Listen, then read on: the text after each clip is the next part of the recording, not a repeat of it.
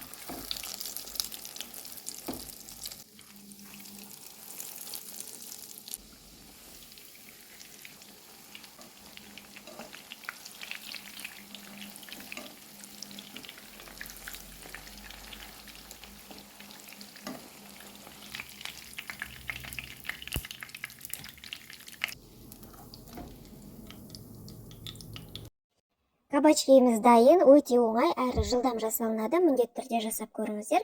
Видеом сіздерге пайдалы болса, лайк басып, арнама тіркелуді ұмытпаңыздар.